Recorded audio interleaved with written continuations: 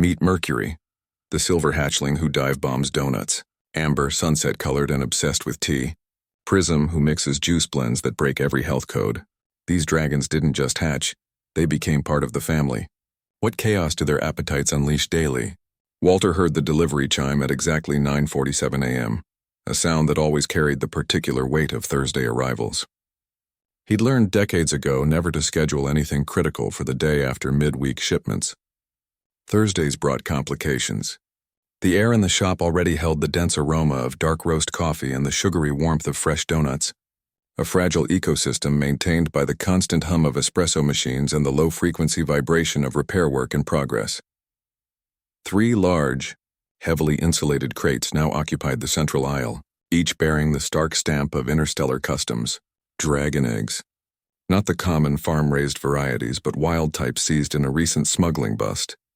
Walter, at 69, felt the familiar tightening in his chest. He ran a hand over the nearest crate. The shell casing felt cool, almost unnervingly still. Dragon eggs respond to ambient emotion. It's a survival trait bred into them over millennia. Too much stress, too much frantic energy, and the hatchlings simply refuse to emerge. They wait, sometimes for months, until they sense a stable environment. The irony was not lost on Walter. The shop was a controlled chaos of shouted orders, clattering tools, and the hiss of steam. Stability was not its primary export. Mosey and Tommy paused their work, their eyes fixed on the crates. Brewster emerged from the back, wiping grease from her hands onto a stained rag.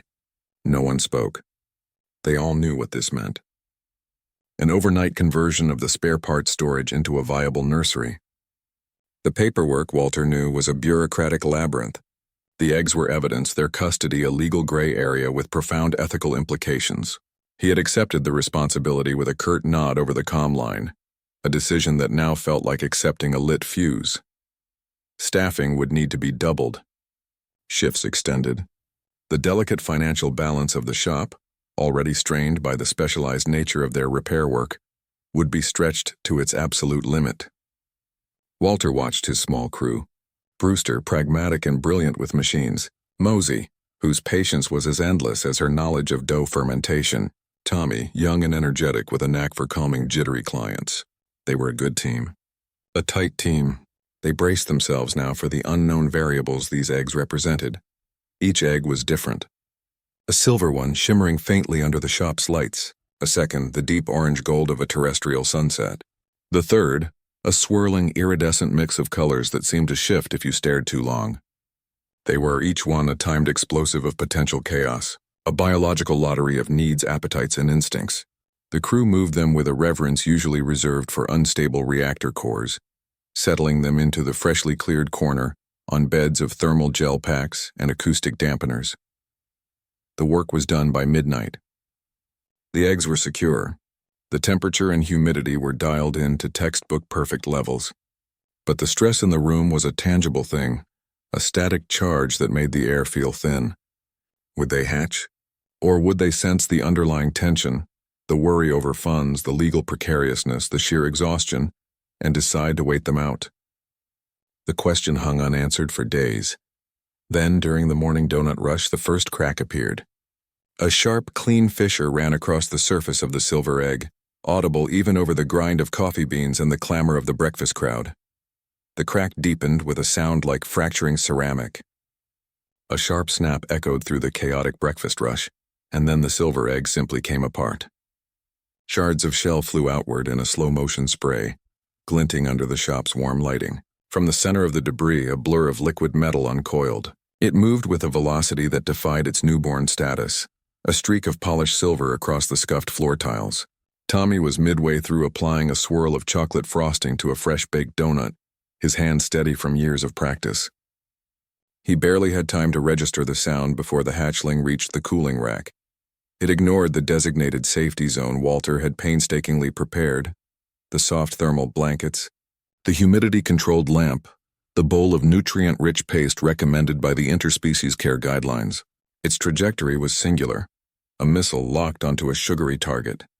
It vaulted onto the metal rack, its claws making a faint ticking sound against the wire, and seized a donut glistening with a fresh coat of silver-speckled frosting. The hatchling was smaller than a house cat, its scales mirror-bright and oddly warm to the touch. It devoured the pastry in 3 frantic bites, sending a puff of powdered sugar into the air. Then it looked up, its large dark eyes fixing on Tommy. There was a moment of silent assessment. It chirped, a sound like a tiny sonar ping, and scurried up his leg, coming to rest on his shoulder, nuzzling against his neck. A single drop of chocolate glaze clung to its snout. They named him Mercury for his speed and his sheen. The bond was instantaneous and absolute. Tommy became his fixed point, his source of security, and more importantly, his source of donuts. Their early interactions were a language of pastries. Mercury learned that a soft warble would earn him a piece of plain cake donut. A more insistent trill might secure a raspberry jam-filled. But his true obsession, the object of his most fervent and charming begging, was the silver-frosted variety. He seemed to consider them a form of kin, a delicious tribute to his own appearance. The shop adapted. Walter cleared a low shelf near the main counter, outfitting it with a small heating pad and a dedicated tray. This became Mercury's station. Tommy would leave a selection there throughout the day, and Mercury would often be found dozing contentedly amidst the crumbs, his silvery sides rising and falling in a steady rhythm. His presence became a new variable in the shop's complex equation. He learned to avoid the steam wands of the espresso machines. He knew the sound of the donut fryer's timer meant fresh batches were incoming. He became a fixture, a living ornament that charmed customers and occasionally swiped an unattended pastry from a corner table. The initial tension that had hung over the eggs began to dissolve, replaced by the mundane reality of care. Mercury's straightforward needs, food, warmth, proximity to Tommy, were easy to meet. His unabashed joy at the sight of a frosting bag was a simple, grounding pleasure. He became the shop's unofficial mascot, a small, shimmering symbol that this bizarre arrangement could in fact work. The frantic energy of his hatching had given way to a comfortable routine. He wove himself into the daily rhythm of orders and repairs, a bright thread in the fabric of their day. But the sunset-colored egg remained where they had left it, inert and silent in its insulated nest. It did not react to Mercury's antics or the comforting smell of baking. It simply waited, a still, watchful presence of deep orange and gold, its surface reflecting the movements of the room without offering a hint of what lay within. The hatching occurred during the mid-afternoon lull, a pocket of quiet so rare it felt like a held breath. Verdun, the placid green dragon Walter had nursed back to health years prior, was conducting his daily ritual at the small corner station reserved for tea. His massive clawed hands moved with improbable delicacy, measuring loose-leaf oolong into a ceramic pot. The water was at precisely 80 degrees Celsius, steam rising in a thin, fragrant plume. He poured it over the leaves with a slow, ceremonial precision, his attention wholly absorbed by the process. The sunset-colored egg, which had remained a silent, watchful sphere for days, chose this moment of perfect calm to split open. It did not shatter. It parted along a single seam with a soft sighing sound like a book being opened. The occupant emerged without haste, unfurling itself from the warm interior. She was smaller than Mercury, her scales the deep, translucent gold of honey or old amber. She ignored the world around her, the distant clatter of the kitchen, the scent of sugar hanging in the air, the dedicated nursery space. Her focus narrowed on the steaming cup of pale gold tea Verdant had just poured for himself. She moved toward it not with a darting run, but with a deliberate, curious glide. She dipped her head, her long neck arching gracefully, and took a delicate sip from the rim of the cup. Verdant watched her, his large eyes blinking slowly. He did not startle or shoo her away. He merely observed. When she looked up, a droplet of tea clinging to her jawline, he made a low, rumbling sound deep in his chest. It was not a growl, but a question. She chirped in reply, a clear, bell-like tone. Their first conversation had begun. It continued for the rest of the afternoon, a quiet exchange of guttural notes and melodic chirps over the shared teapot. To the humans, it was an enigmatic dialogue, but the subject matter, translated through their limited understanding, revolved around the merits of various blends. Oolong's complexity versus Jasmine's floral simplicity, the bold, brisk character of Earl Grey. Their debates were earnest, a meeting of two connoisseurs finding common ground. The conversation soon drifted from the sensory to the abstract. The purpose of warmth in a beverage, not just as a physical sensation, but as a conduit for comfort. The ritual of preparation as a form of meditation. A perfect cup of tea became a metaphor for a well-ordered mind, for patience, for finding clarity and stillness. Her presence introduced a new frequency into the shop's atmosphere. Where Mercury was a spark of frenetic energy, she was a pool of calm. She preferred the quiet corners, the spaces away from the main thoroughfares of noise and motion. She would often be found curled near Verdant or alone by a window, her amber scales catching the light, seemingly lost in deep contemplation. They named her Amber, for her color and for the warm, steady glow she emitted, both literally and figuratively. She and Verdant became the shop's resident philosophers, its center of gravity. They provided a necessary counterbalance to the unpredictable chaos stirred up by Mercury's antics and the constant demands of the repair business. Their quiet discussions over tea became a fixed point in the day, a reminder that not all commerce needed to be frantic. They brought a semblance of intellectual order to the environment, a layer of thoughtful silence beneath the shop's operational clamor. This new equilibrium, this balance between sugar-fueled frenzy and tea-steeped serenity felt sustainable. It felt managed. Then the third egg, the one with the swirling prismatic shell, hatched, and every established rule, every health code and safety protocol Walter had spent a lifetime upholding, suddenly became a flexible guideline, a suggestion open to creative interpretation. The third egg made its entrance not with a crack, but with a wet, percussive splash that sent a wave of warm fluid across the nursery floor. The rainbow-hued shell dissolved into a puddle of iridescent liquid, and from its center emerged a creature that seemed composed of light and color itself. Her scales shimmered in a constant, slow ripple of shifting hues, from deep violet to electric green to a brilliant, impossible orange. She shook herself, sending droplets flying, and immediately fixed her large, multifaceted eyes on the juicing station across the room. She did not walk. She flowed, a living prism drawn to the source of potential mixtures. Her first experiment involved a mango, a carrot, and a handful of blueberries. She used her foreclaws with an innate, startling dexterity, operating the industrial press with a confidence that suggested she had been born with the knowledge encoded in her very DNA. The resulting liquid was a thick, muddy purple that pulsed with a faint internal light. It gave off a smell that was at once earthy and cloyingly sweet, with an undercurrent of ozone. Walter glanced at the official health code regulations pinned to the wall, a document that suddenly seemed like a quaint relic from a simpler, less imaginative time. Prism's concoctions routinely violated entire sections of it. They fizzed violently when poured, sometimes glowing so brightly they illuminated the underside of the counter. One blend, a mix of beetroot and citrus, emitted a soft, melodic hum for nearly an hour. She mixed with a kind of reckless, joyful abandon, guided by an internal logic of color and sensation rather than any known recipe. Her palette was the entire produce cooler. Turmeric tinted a banana-pear combination a luminous gold. Spinach and blackberry created a deep, shimmering indigo that left a faint, temporary phosphorescence on the tongue. The crew became her unwilling and then increasingly willing taste testers. Tommy's hair stood on end for a full 20 minutes after sampling a particularly effervescent kiwi lime sparkler. Mosey, after a cautious sip of a carrot-ginger ginseng fusion, found she could perfectly recall every donut order she had ever taken, in sequence, for a disorienting 10-minute period. The side effects were unpredictable, often humorous and never dangerous, merely strange. This was not a learned behavior. It was an innate drive, a compulsion as fundamental as breathing. Her dreams in the egg, the sensory impressions they could sometimes faintly perceive, had been a riot of flavor and color, a synesthetic symphony of fruit sugars and vivid pigments. This chaotic juice bar was not an occupation for her. It was her reality manifested. She represented pure, unfiltered creativity, a force of nature utterly unchecked by rules, ratios, or the mundane concerns of predictable outcomes. Her entire being was an argument against convention.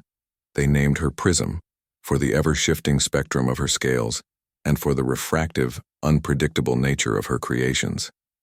Her corner of the shop, once a mere utility station, transformed into a popular attraction. Customers would line up, not knowing what they would get, drawn by the spectacle and the possibility of a truly unique experience.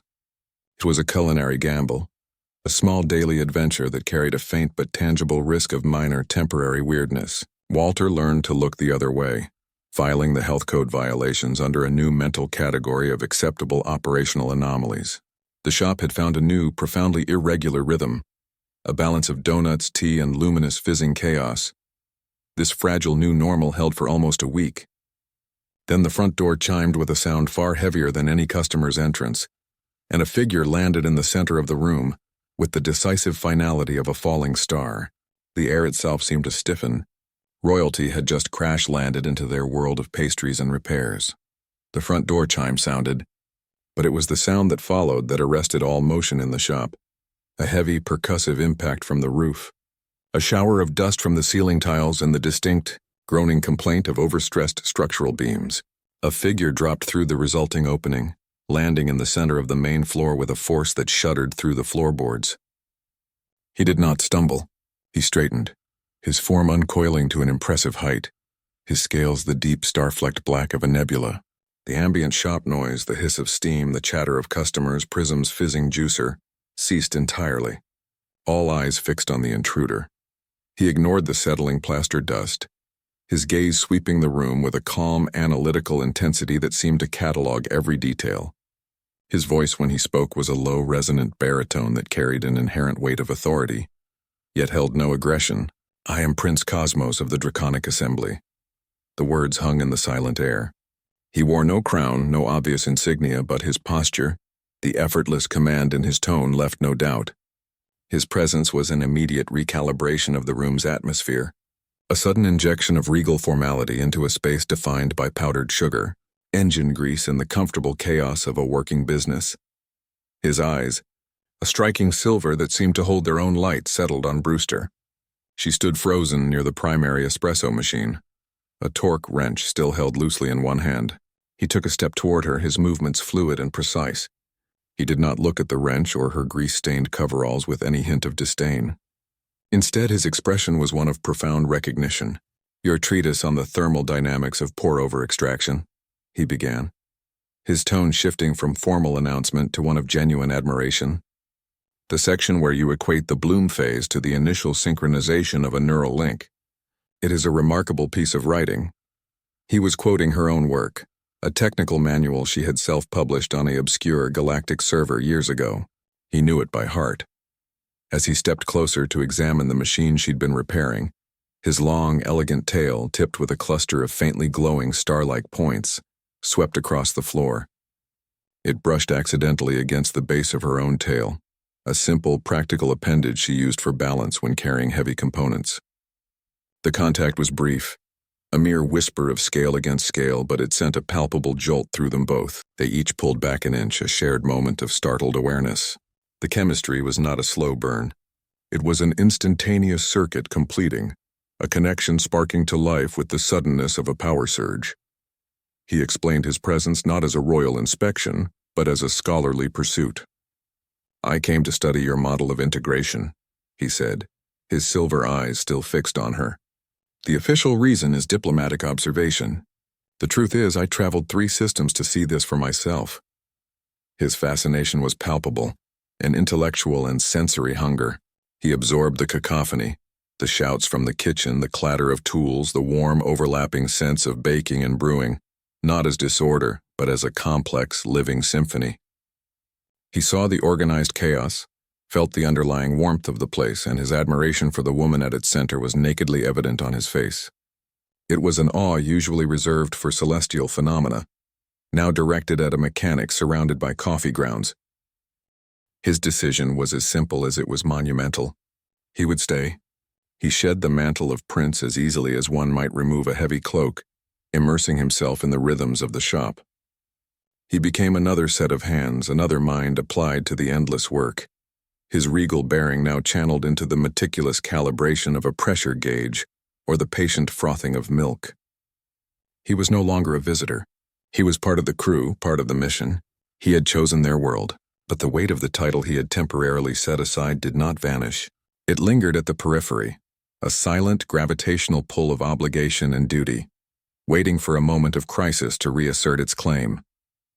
That moment would arrive with the jarring urgency of an emergency broadcast, a call that would test the foundations of everything they were building. The emergency transmission cut through the shop's ambient noise with the sterile urgency of a flatlining heart monitor. It was not a request. It was a catastrophic report. A colony ship, the Starward Hope, had suffered a complete failure of its primary life support matrix. 3,000 colonists in transit cryosleep were now counting down the final minutes of their oxygen reserve. The estimated window for a remote intervention was brutally short, measured in single-digit hours. The message displayed a schematic of the ship's crippled environmental systems, a tangle of failed conduits and burnt-out regulators. The repair would need to be executed entirely from their location. A complex ballet of diagnostic overrides and systems reboots performed across light-years of space.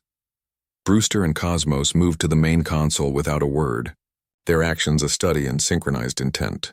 He pulled up the core diagnostic protocols. She began running bypass simulations on a secondary screen. Their dialogue was a rapid technical shorthand that blurred the line between machine language and their own. The primary regulator is fused. We need to route through the tertiary auxiliary, Cosmos stated, his voice calm, his claws flying across the interface. Only if we can recalibrate the thermal sensors first, Brewster countered, her focus absolute. Otherwise the cascade will just repeat. It's like trying to pull a perfect espresso shot with a cracked group head. The pressure distribution is everything. He nodded, absorbing the analogy instantly, adjusting his approach. They debated the tensile strength of replacement filaments and the ideal water temperature for a light roast with the same fierce, focused intensity. The rest of the crew fell into orbit around them. Walter coordinated the data stream, his experience a stabilizing force. The hatchlings, sensing the peak in human anxiety, contributed in their own ways. Mercury became a silver blur, fetching specific tools and interface crystals from the storeroom, understanding the need for speed above all else. Amber stationed herself near the main console, her calm amber glow and low, soothing hum acting as a direct counter to the rising pulse of panic in the room, a gentle pressure on fraying nerves. Prism, from her juice station, mixed a specific combination of citrus and a dark, earthy root, a concoction that seemed to sharpen focus and mental clarity for those who sipped it. The repair unfolded not as a series of separate actions, but as a single, continuous movement. Brewster would call out a command. Cosmos would already be executing it. He would identify a voltage fluctuation.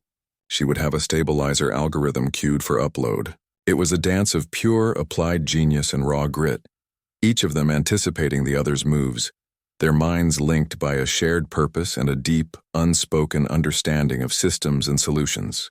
The countdown timer on the main display continued its relentless descent.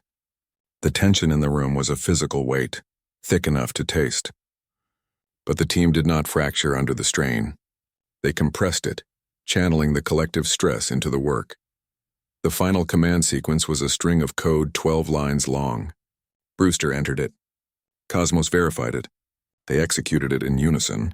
For 3 agonizing heartbeats, the schematics on the screen remained a disastrous red. Then, one by one, the critical systems flickered and shifted to a stable, steady green. The life support readings normalized. Oxygen levels began a slow, steady climb. The entire remote operation, from the initial alert to system restoration, had taken 2 minutes and 47 seconds. Silence returned to the shop, broken only by the ragged sound of released breath. They had done it. The ship and everyone on it was saved. The shared victory was a powerful cement binding them together more firmly than any formal agreement ever could. They had faced the void and pushed it back.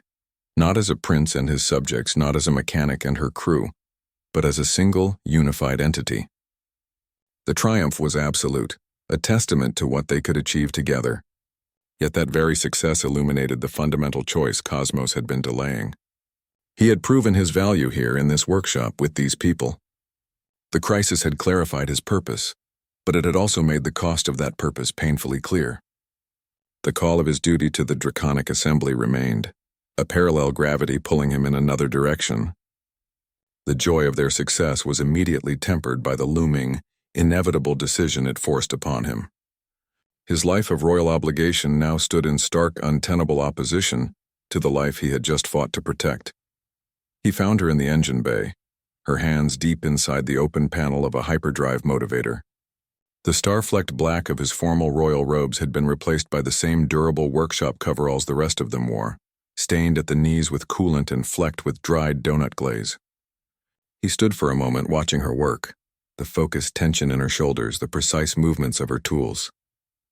The air smelled of ozone and warm metal. He waited until she pulled her hands free, wiping them on a rag before he spoke. His voice was quiet, the resonant baritone stripped of its former formality, leaving only a core of solid conviction. "I have abdicated my primary succession rights," he said. The statement landed in the room's mechanical hum with the weight of a physical object. He was sacrificing a throne, a literal galactic empire, for the shared mission of this single, chaotic repair shop. The choice was radical in its simplicity, personal in its motivation, and utterly irrevocable.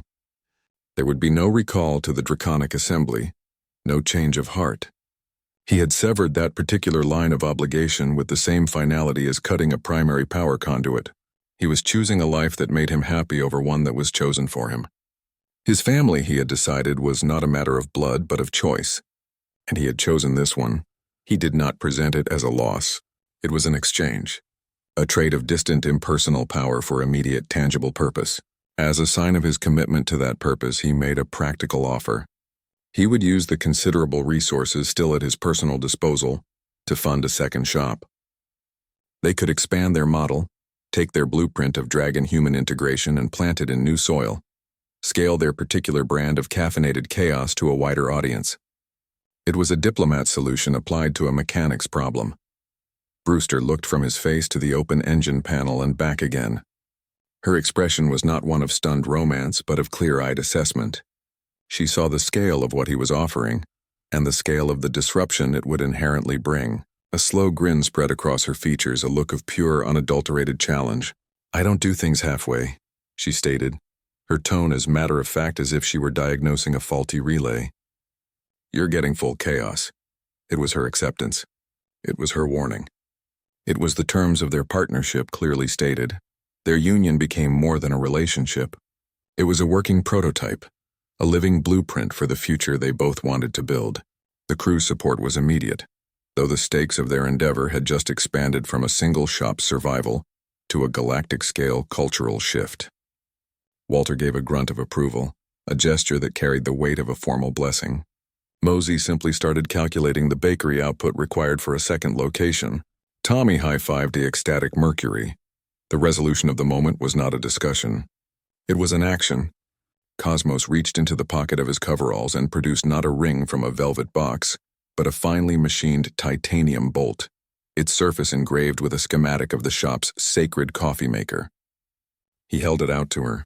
It was a mechanic's proposal, a promise of chaos and love, of early mornings and late nights and a lifetime of repairs. She took it, her fingers closing around the cool metal. An engagement. A contract to build a future together, one broken machine and one perfect cup of coffee at a time. With the decision made and the promise sealed, the next phase began almost immediately. The abstract concept of a wedding now required a plan, and any plan conceived in this shop for these two people would defy every convention ever recorded. The discussion moved from the engine bay to the main counter, already littered with schematics for the new location, now joined by improbable ideas for bouquets made of wiring looms and ceremonial vows exchanged over a shared torque wrench. The shop did not close for the occasion. The wedding simply happened within its ongoing operations, the familiar space draped with strings of glowing interface cables and garlands woven from spare copper wiring. The air remained a layered mix of brewing coffee, hot sugar, and the faint, clean scent of ozone from the repair bays. Brewster stood near the sacred coffee maker, her attire a perfect fusion of her two worlds. Over her practical work clothes, she wore a cape fashioned from hundreds of stitched-together coffee bags, their printed logos and origins forming a patchwork tapestry of browns, blacks, and golds. It was a garment that smelled distinctly of roasted beans and long journeys, a wearable history of her life before this family found her. The scene was controlled pandemonium. Humans in their best coveralls mingled with dragons of every size and scale pattern. Donuts were stacked in precarious, glistening towers on one table, while on another, Mosey presided over a spread of steaming pizzas. The two food groups engaged in a friendly but intense competition for the guests' attention. Mercury zipped through the crowd, a silver streak with a stolen jelly donut clutched in his claws. Amber held a quiet court in a corner, discussing the philosophical implications of different tea blends with a group of thoughtful-looking guests. Prism's juice bar was doing a brisk trade, her latest creation, a shimmering lavender concoction, fizzing gently in every cup. The ceremony itself dispensed with tradition. Walter stood before them, not as a formal officiant but as the head of their unconventional household. His words were simple, direct, and punctuated by the background clatter of a hydraulic press someone was using in the far bay. He spoke of chosen family, of finding your place in the chaos, of the strength that comes from diversity of thought and form. The vows Brewster and Cosmos exchanged were not poetic abstractions. They promised to share morning coffee and evening repair shifts, to face mechanical disasters and grocery shortages together, to choose each other every day amid the beautiful, exhausting mess they had built. Their promises were spoken over the steady, resonant hum of the sacred coffee maker, which seemed to be operating with a particular warmth and vigor for the occasion. When it was time, Cosmos looked at Brewster, her face smudged with a little grease even now, her coffee-stained cape flowing around her. His silver eyes held a softness that was for her alone. "Love suits you," he said, the words a quiet statement of fact. Then they kissed. The effect was immediate. A collective, joyous exhalation of flame erupted from every dragon present, a brief, brilliant bloom of fire that licked toward the ceiling in a spectrum of colors: gold, silver, green, violet. The shop's fire suppression system gave a confused chirp, but did not engage. The flames were too brief, too pure, a metaphorical and very real expression of happiness that left the air tingling with warmth and the scent of ozone. The celebration that followed was a gastronomic free-for-all. Guests toasted with mugs of dark roast, cups of steeped oolong, and glasses of Prism's glowing juices. Mercury had his own plate of silver-frosted donuts. The event was more than the union of two people. It was a symbol of a deeper unity, a functioning model of different species living, working, and now celebrating together, bound by shared purpose and affection. It was proof that a family could be assembled, not inherited. The ripples of their wedding, of the images transmitted across the networks of a prince in coveralls marrying a mechanic amidst dragons and donuts, began to spread far beyond the shop's walls. It was a powerful visual argument against old prejudices, a spark that would soon ignite a broader conversation about what collaboration could truly look like. The book arrived not with fanfare, but as a data packet, a dense compilation of text, schematics, and personal logs compiled over years of early mornings and late nights. Brewster titled it, "Love, Coffee, and Mechanics." It was not a memoir in the traditional sense. It was a field manual for finding purpose inside disorder. Its central thesis was simple. Chaos was not an obstacle to a meaningful life, but the very material from which one could build it. She detailed the shop's daily operations with the precision of an engineer, explaining how the relentless, overlapping demands of repairs, baking, and dragon care forced a form of radical collaboration. Empathy, she argued, was not a soft skill but a critical systems integration tool, as vital as a calibrated multimeter. Acceptance was not universal. The book's publication ignited a galaxy-wide debate. Its arrival met with a spectrum of reactions from fervent admiration to deep-seated skepticism. On some core worlds, established institutions with rigid views on interspecies relations dismissed it as a sentimental fantasy, a dangerous primer on breaking down necessary social and biological barriers. They saw the shop not as a model but as an anomaly, a temporary and foolish experiment. Broadcast pundits debated its merits on nightly news feeds, their arguments often rooted in fear of the unknown and a clinging to outdated hierarchies. The tension was a low, constant hum in the background of the book's success, a reminder that progress is seldom a smooth, linear path, yet its impact on those who were open to it was profound. Readers who felt isolated by traditional structures found in its pages a blueprint for a different way of living. It inspired mechanics on distant orbital stations to collaborate with the local fauna. It prompted teachers on agricultural moons to redesign their classrooms around cooperative problem-solving. The book changed perceptions by offering a tangible working example. It was not a theory but a reported reality, complete with wiring diagrams for empathy and recipes for cross-species communication. It gave a silent, scattered movement a shared text, a common language of caffeine and compassion. Cosmos, having traded a throne for a welding torch, found a new role that utilized his unique standing.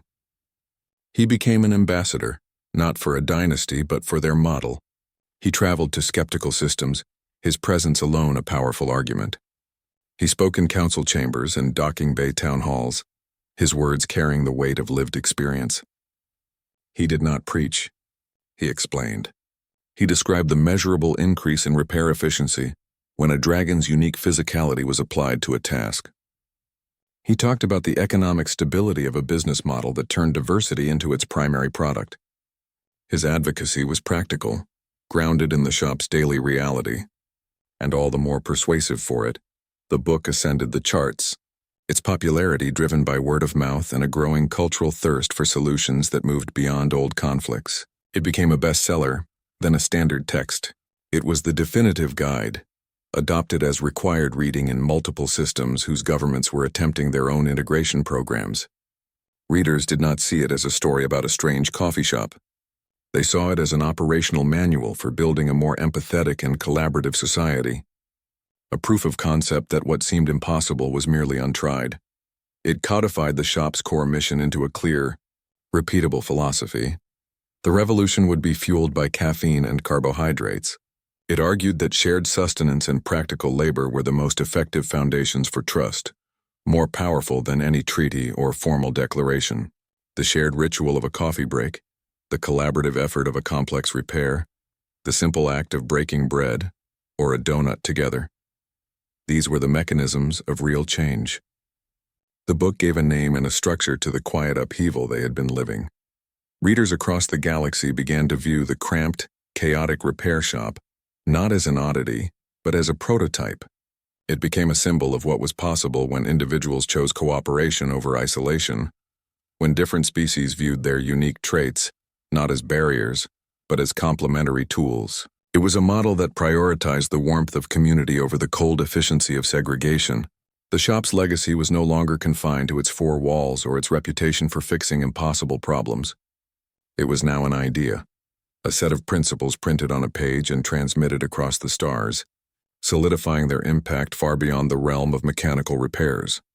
This formalization of their methods created a new demand, a need for a place to teach the principles Brewster had so meticulously documented. The book was the theory. The world now needed the practical application. The natural evolution was not merely an expansion, but an institution. The shop would grow into something new, a place designed to teach more than the mechanics of machines. The repair shop's expansion was not a departure from its core identity, but a logical evolution of its mission. It became the cross-species culinary academy, its classrooms carved from former storage bays and engine repair stalls. The air now held the layered scents of baking dough, simmering sauces, and the ever-present aroma of coffee, a testament to its blended purposes. Mosey, whose hands had shaped countless batches of dough, now stood at the front of a new purpose-built kitchen, her apron dusted with flour as she demonstrated the precise hydration level for a perfect pizza crust. Her title was head pizza instructor, a role that utilized her lifetime of practical knowledge and her deep instinctual understanding of how food could serve as a bridge. The central challenge was not the recipes, but the collaboration itself. The first classes were a study in cautious negotiation. A human student might instinctively recoil from the intense heat of a dragon's breath, even as that same breath was perfectly calibrated to char the crust of a flatbread. A dragon with claws designed for far greater tasks might fumble with the delicate crimping of a pastry edge. The initial sessions were filled with these small, hesitant moments, a silent language of missteps and recalibrations. The instructors did not force familiarity. They facilitated it through the work. A shared goal, a well-made meal, became the common ground. The act of preparing food together, of navigating a shared physical space around ovens and prep tables, forced a practical trust. It was a language that required no translator, only a shared appreciation for the result. The curriculum reflected the shop's holistic philosophy. Classes were not segregated by species or discipline. A morning module on the thermodynamics of coffee extraction might be followed by an afternoon session on basic hydraulic repairs, and then a seminar on cross-species etiquette, covering everything from acceptable personal space boundaries to the cultural significance of different food offerings. The core of the program was the paired project system. Each dragon was assigned a human partner and vice versa. They were not merely classmates. They were a single unit tasked with creating a complete dish from sourcing ingredients to final presentation. This forced reliance on each other's unique strengths. A dragon's heat tolerance could perfectly sear a steak, while their human partner prepared a delicate sauce. A human's finer motor skills could assemble a complex pastry, as their dragon partner monitored oven temperatures with innate precision. This model, with its emphasis on practical paired collaboration, proved to be its greatest strength. It was not a theoretical exercise in integration. It was a working blueprint that could be replicated anywhere. The Academy was a proof of concept on a manageable scale, demonstrating that interspecies harmony was not an abstract ideal, but an achievable operational state. Word of its success spread, first through personal networks and then through official channels. Enrollment applications began to arrive from systems once considered isolationist. The student body diversified, attracting species with vastly different biologies and culinary traditions. A tentacled gastropod from a water world might partner with a furred artisan from a high-gravity planet, both learning to adapt recipes and tools for their shared kitchen. The resolution of this experiment was clear. The Academy had successfully transformed the simple, universal need for nourishment into a powerful tool of diplomacy. A shared meal prepared together became the foundation for a relationship. It was a quiet, daily act of building trust, one pizza, one perfectly brewed cup, one repaired appliance at a time. The Academy did not preach tolerance. It engineered it through the collaborative, satisfying work of creating something to share. It turned the kitchen into a workshop for peace. The success of the Academy created a new kind of stability, a rhythm of teaching and learning that became as familiar as the old repair shop chaos. This new normal was punctuated, as it always was, by the arrival of new life. Another insulated crate, bearing the familiar custom stamp, was delivered to the Academy's receiving bay. The cycle was beginning again. The first egg broke open at the peak of the midday rush, its shell parting with the crisp snap of a dropped plate. The timing was impeccable. Plates clattered, orders were shouted, and the espresso machine hissed a steady stream of steam. From the shell emerged a dragon whose scales were the pale gold of raw honey, her eyes immediately locking onto a stack of pancakes fresh off the griddle.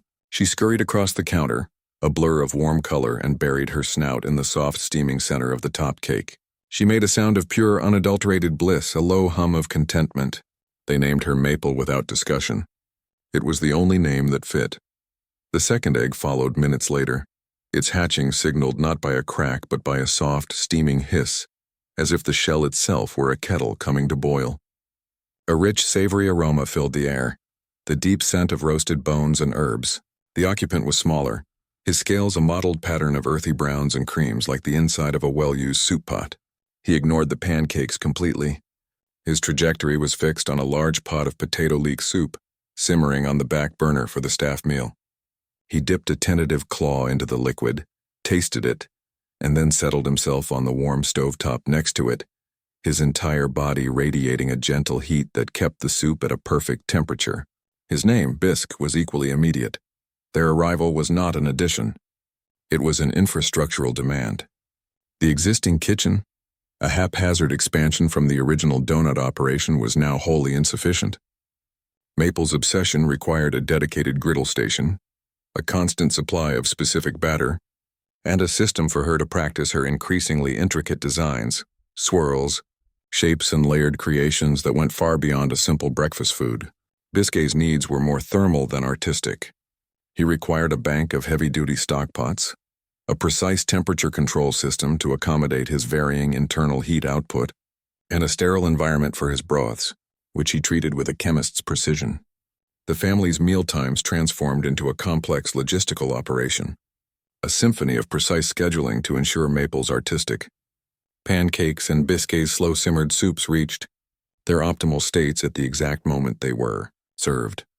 Maple's craft evolved into something resembling a high art form. Her pancakes became legendary not merely for their taste, which was superb, but for their appearance. She could produce lacy, delicate patterns that held their shape perfectly.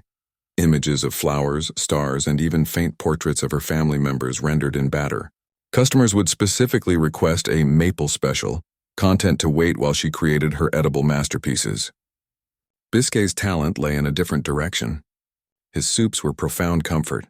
each one a deep, complex flavor profile that seemed to soothe not just hunger but a deeper ache. A bowl of his mushroom barley could ease a day's frustrations. His clear chicken broth was credited by the staff with curing mild head colds. He had found a niche that was both practical and deeply needed. The family's population now stood at 10 dragons. The chaos was no longer a variable. It was a constant, multiplying factor in every equation of their daily life. Walter observed the new demands not with frustration, but with the calm focus of an engineer facing an interesting problem. He designed and built new prep stations, installed specialized ventilation for Bisca's simmering pots, and erected shelving to hold Maple's growing collection of decorating tips and batter dispensers. He did not try to simplify their needs. He engineered solutions to accommodate them, creating new spaces and establishing routines that incorporated these two culinary extremes into the shop's already vibrant rhythm. The result was a profound deepening of their food-centric culture. Meals were no longer just about consumption. They were collaborative productions, expressions of individual passion that somehow coalesced into a cohesive whole. A dinner might feature Mercury's stolen donut for dessert, Amber's chosen tea pairing, one of Prism's riskier juice experiments, Maple's artistically drizzled pancakes served as a side, and a central tureen of Biscuit's latest restorative creation. It was a chaotic buffet of love and specificity. The entire operation had settled into this new, more complex harmony when the delivery chime sounded again. Another crate, this one bearing 3 eggs with distinctly unusual markings, was waiting at the receiving bay.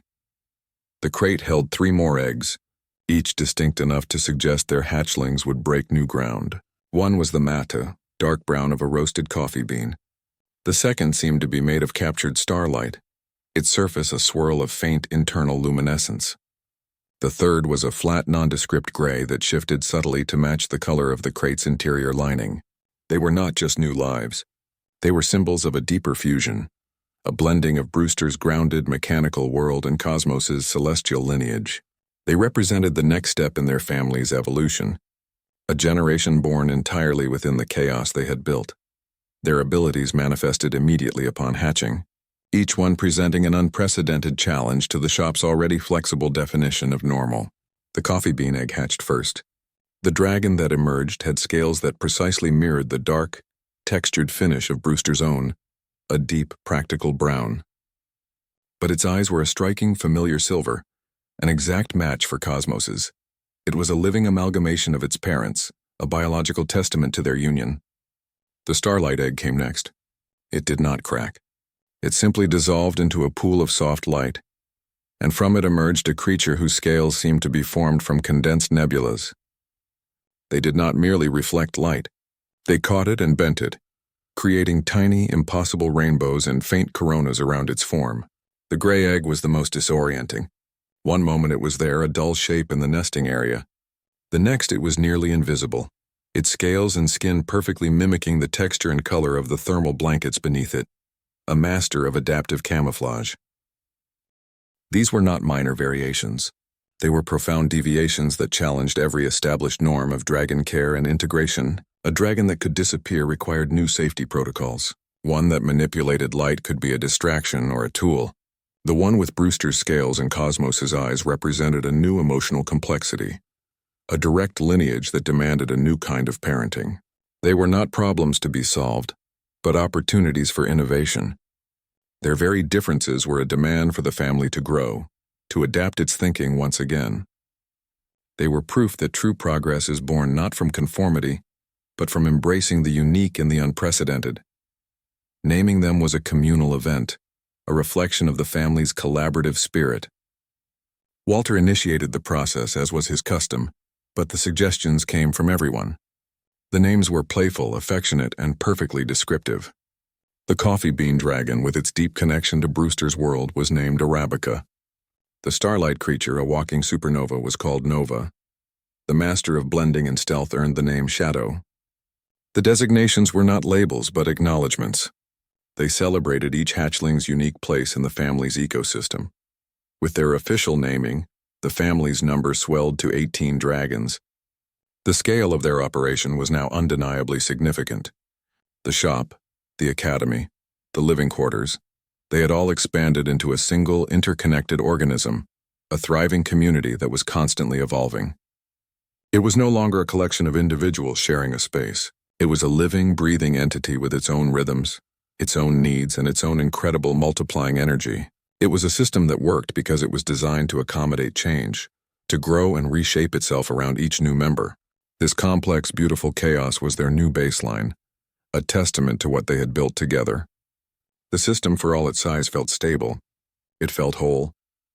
Then the sacred coffee maker, the ancient beloved machine that was the heart of their entire operation, gave a final sputtering hiss and died.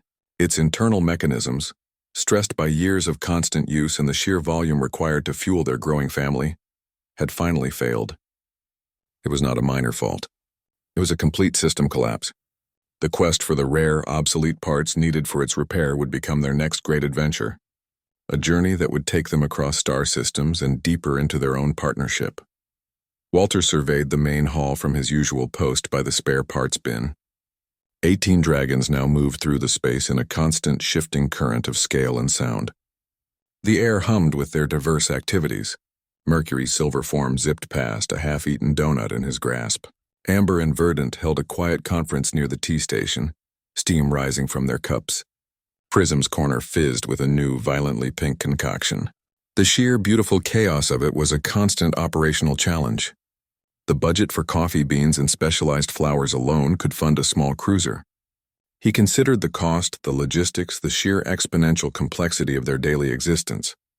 It was an ongoing, wildly expensive undertaking, and it was worth every single credit. This was no longer just a shop or a family. It had become a model, a living prototype for a new way of existing across species lines. The central, unspoken tension was the risk of success. As their influence grew, as the Academy attracted students from distant systems and their methods were adopted on other worlds, the question was how to scale their particular brand of chaos without losing the essential warmth that made it work. They were teaching a galaxy how to integrate, but the lessons were rooted in the daily, intimate practices of their own home. The process was the product. They taught by doing. They learned from each new hatchling. They loved each other not in spite of their differences, but through them. A dragon's instinctual knowledge of thermal dynamics could save a failing engine. A human's fine motor skills could repair a delicate circuit. These were not abstract principles. They were the bedrock of their survival and their success. Their rituals were the glue that held the sprawling operation together. The morning coffee run, a complex operation involving multiple brew methods to satisfy a dozen different palates. The daily donut debate, a fierce but good-natured argument over the merits of cake versus yeast, glaze versus frosting. Mosey's weekly pizza night, where culinary traditions from 3 species were thrown together on a dough base, and the results were often surprising, sometimes brilliant, and always consumed with gusto. These shared experiences were not mere routines. They were the mechanisms of trust, the repeated small investments that built an unshakable foundation. At the center of it all stood the sacred coffee maker, ancient and battered, its chrome scuffed and its internal mechanics a mystery even to Brewster. It was more than an appliance. It was a symbol of their resilience, a machine that had been repaired, modified, and pushed beyond its limits countless times, yet still produced the brew that fueled their days. It represented their entire philosophy. Something could be old, worn, and perpetually on the verge of failure, yet still be the heart of everything. For the youngest members of the family, this was not an extraordinary life. It was the only one they had ever known. A 15-dragon food fight in the main hall was not a riot. It was a Tuesday. A philosophical debate with a dragon over the merits of oolong versus pu'er was a standard dinner-time conversation. A juice that temporarily turned your scales a different color was a delightful treat. Their normal was a chaotic, vibrant, and deeply interconnected existence.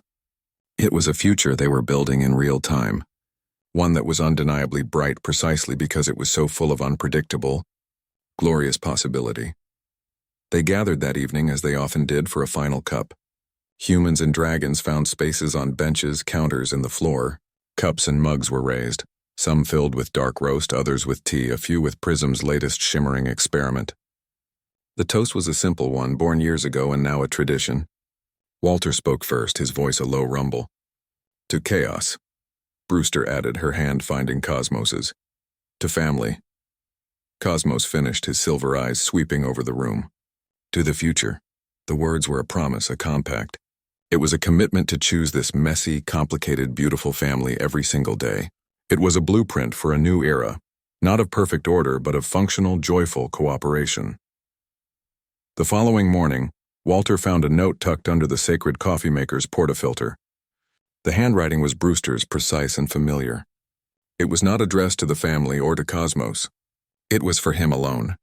It was a private message that would reveal the quiet, beating heart at the center of all the noise they had built together. Walter found the note the next morning, tucked under the portafilter of the sacred coffee maker. It was written on a torn piece of schematic paper, the lines of a coolant valve diagram showing through Brewster's precise, blocky handwriting. The message was brief. It began, "Thank you for saving me." The words were simple, stripped of any technical jargon or mechanical analogy. They referred to a moment years before he could barely recall, a cold, rainy night when a young, half-starved dragon with grease-stained claws had appeared at his loading dock, drawn by the smell of coffee and the sound of machinery. He had offered her a job, not a rescue. But the note reframed that small act of practicality as the profound turning point it had been. She was not thanking him for the job or the roof or the pay. She was acknowledging the family his decision had given her, a family she hadn't known she was missing, built not from blood but from shared purpose and chosen loyalty. The note placed the chaotic present, the 18 dragons, the academy, the constant beautiful noise, in direct opposition to a past defined by a deep, isolating loneliness. It framed her previous life as a solitary existence, a state of being she had accepted as permanent, until his workshop became her home. The tension between that quiet past and this loud, demanding present was the silent engine of her gratitude. The note continued. She thanked him for the coffee, the simple daily ritual that had become their first shared language. She thanked him for the chaos, for never trying to simplify the complex organism they were building, for engineering solutions instead of demanding conformity. Most of all, she thanked him for the chance to change the world, an opportunity that had started with fixing a broken hyperdrive motivator and had grown into a galactic movement. Her gratitude was for the practical things, the tangible elements of their life together. It was a mechanic's thank you, specific and grounded in the reality they had built. It was signed not with her formal name, but with a title she had chosen for herself, "Your Coffee-Addicted Daughter." The phrase crystallized their entire relationship into 5 words. It was an acknowledgement of the bond they had forged, a father-daughter dynamic built on caffeine and mutual respect rather than genetics.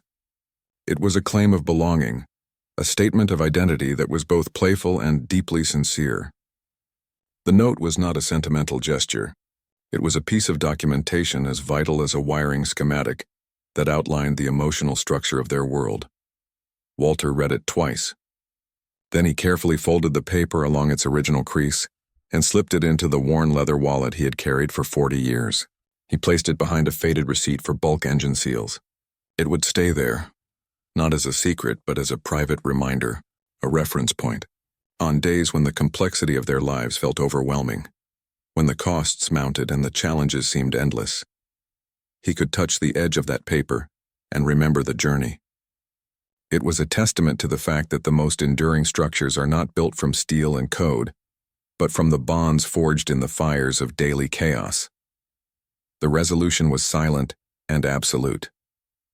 The relationships built here, in this workshop of misfits and mechanics, had proven stronger than any formal alliance or inherited duty.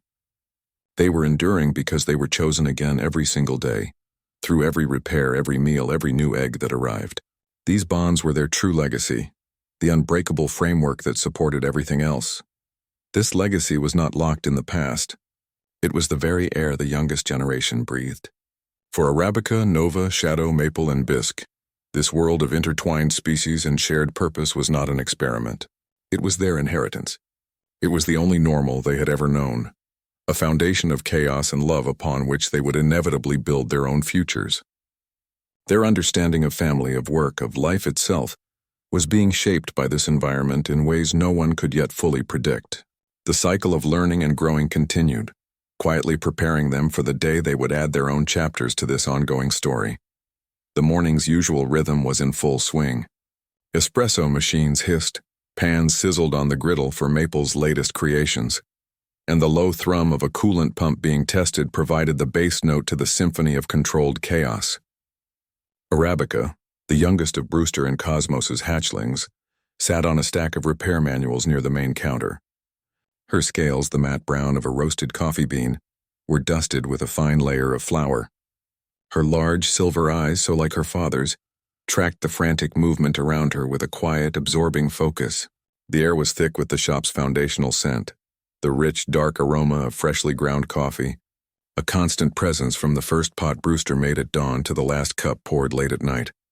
She had been silent since her hatching, communicating through gestures and the occasional soft chirp. The family had grown accustomed to her quiet observation, her presence a small, warm constant in the bustling room. But on this morning, as a fresh pot was brewed and the rich smell bloomed through the space, she did something different. She raised her head, her gaze fixing on the stream of dark liquid filling the glass carafe. Her small frame seemed to still, all her attention funneled into that moment, that specific sensory trigger.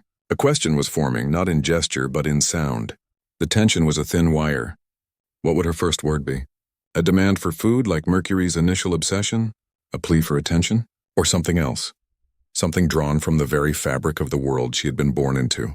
Her voice, when it came, was small and clear, a single word shaped by new vocal cords and an ancient, shared craving. Coffee? It was not a demand. It was a question, imbued with a sense of innocent curiosity and a deep instinctual recognition. The word hung in the air for a second, distinct against the background noise.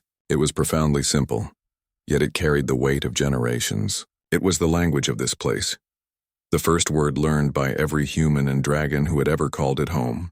It signaled a direct inheritance, a passing of the torch in the form of a daily ritual. Coffee was not merely a drink here. It was the first gesture of welcome, the fuel for long repairs, the centerpiece of shared breaks, the symbol of connection that bound their disparate family together. The reaction was immediate. A wave of laughter rolled through the room, a sound of pure, unfiltered joy.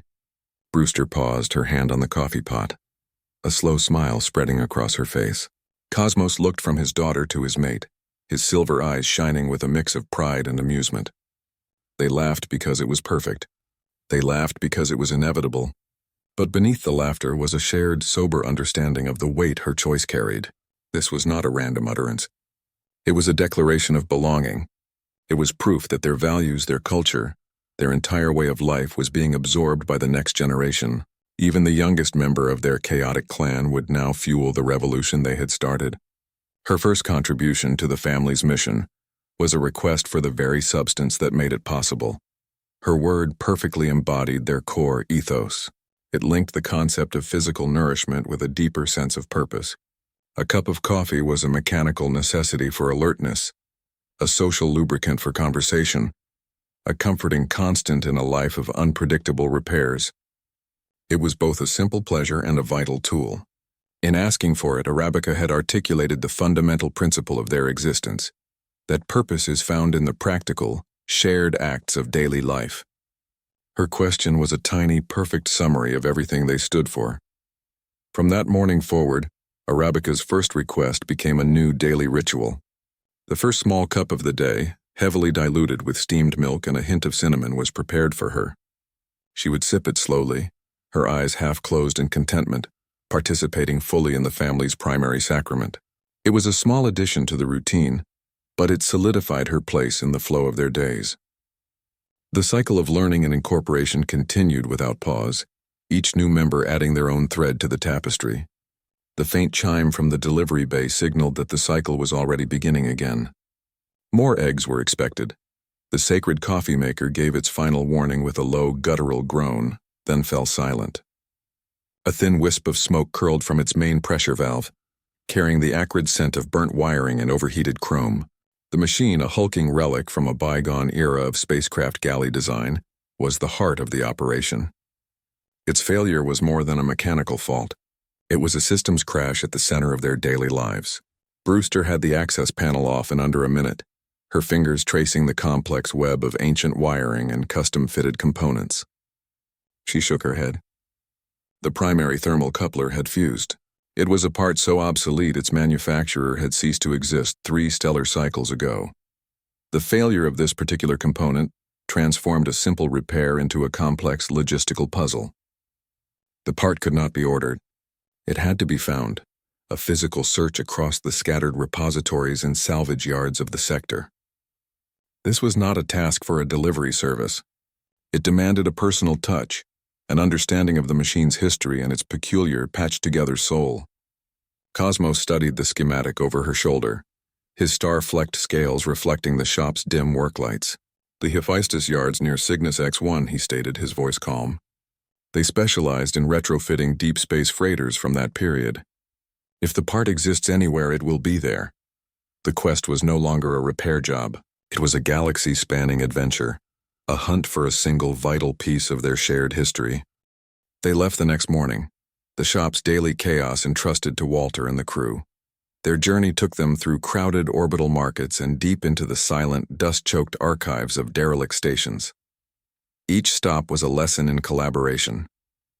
Brewster's encyclopedic knowledge of machine interfaces synced perfectly with Cosmos's understanding of galactic trade routes and antiquities markets.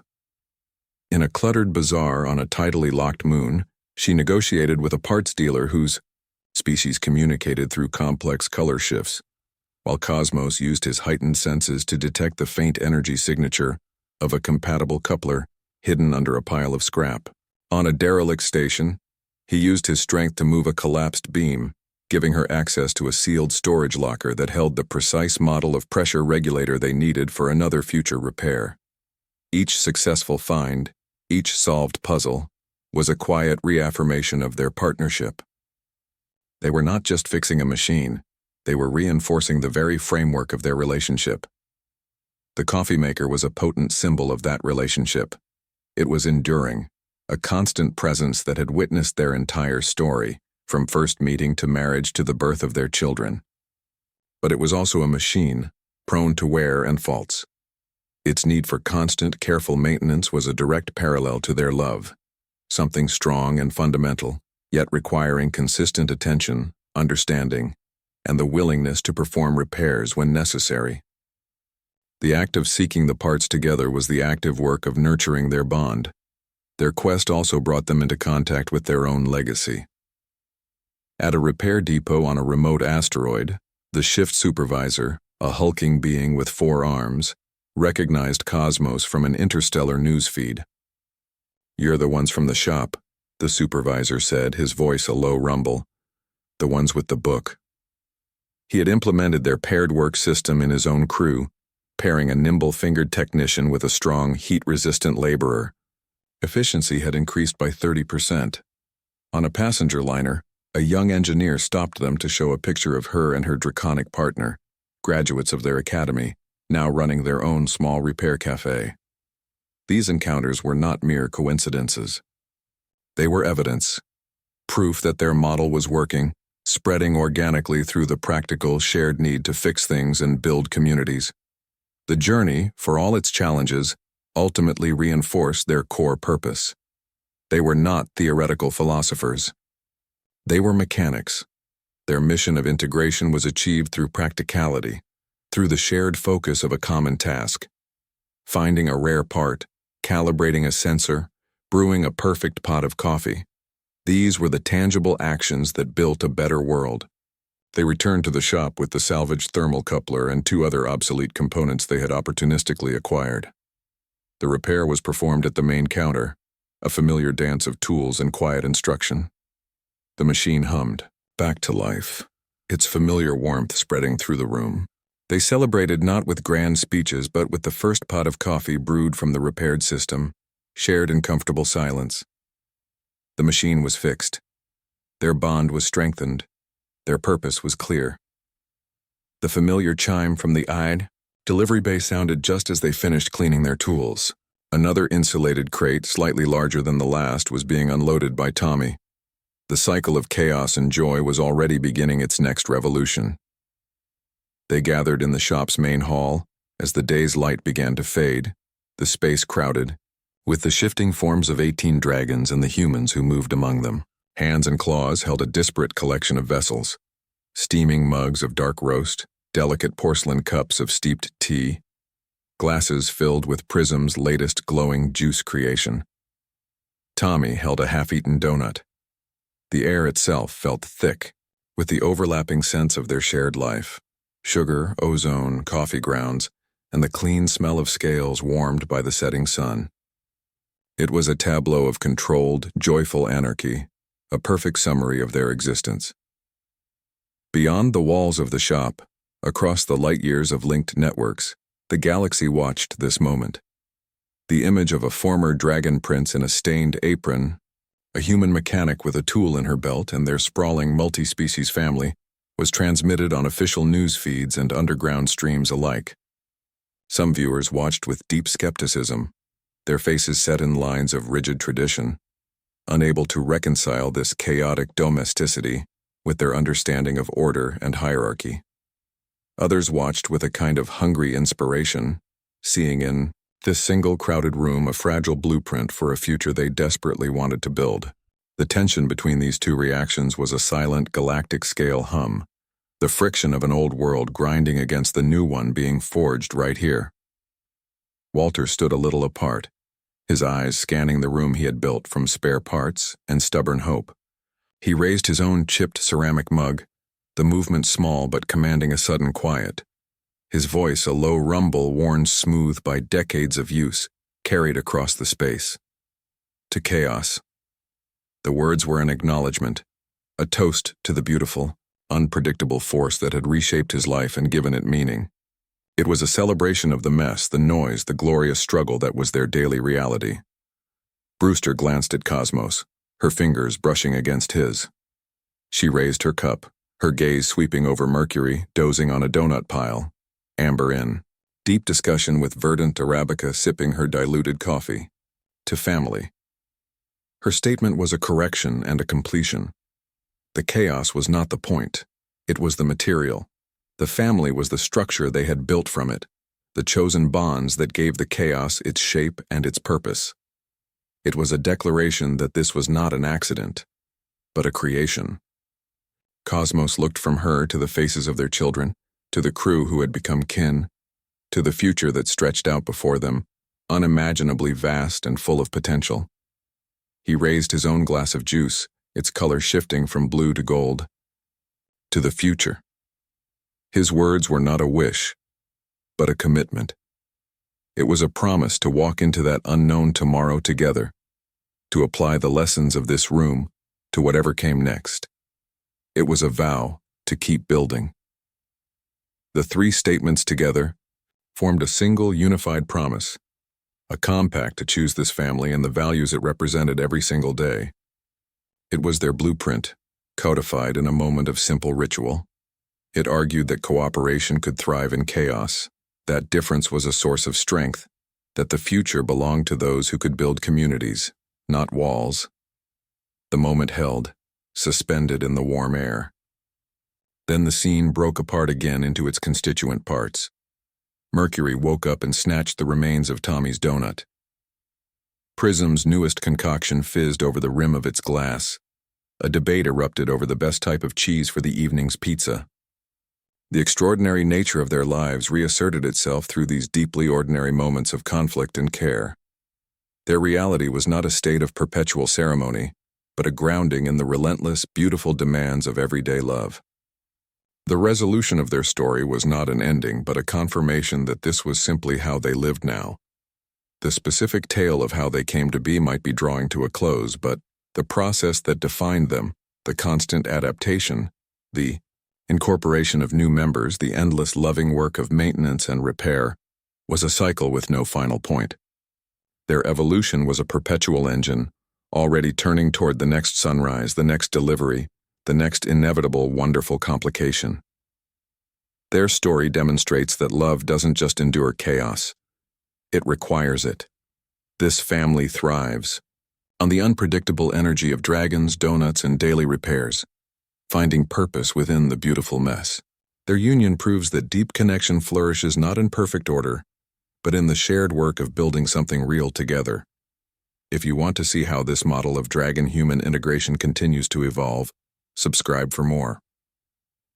The next crate of eggs is already here. What new appetites and talents will they bring? Let me know your predictions in the comments.